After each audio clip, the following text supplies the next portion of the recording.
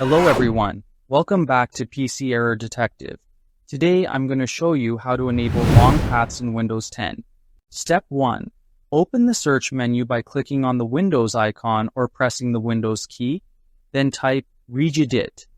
This opens the Registry Editor, which is where Windows stores important system settings. Step 2. Right-click on Registry Editor from the search results and select Run as Administrator. Running it as an administrator allows you to make changes to system-level settings safely. Step 3. If you see a user account control prompt, simply click Yes. This confirms that you want to allow Registry Editor to make changes on your computer. Step 4. This step is optional but highly recommended. Create a backup of your registry by selecting File and then Export. Give your backup file a name, set the export range to All, and save it somewhere easy to access. This ensures you can restore your settings if anything goes wrong.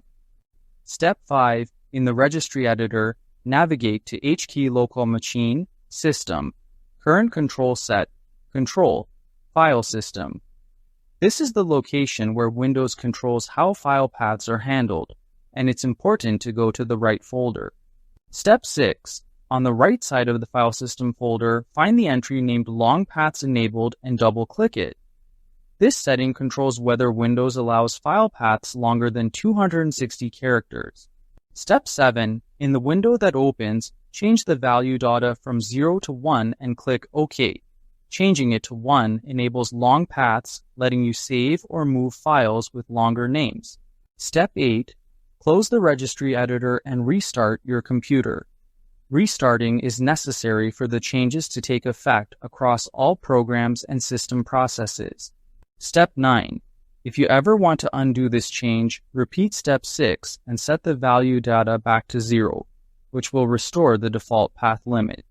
Thanks for watching, and don't forget to subscribe to PC Error Detective for more helpful tutorials.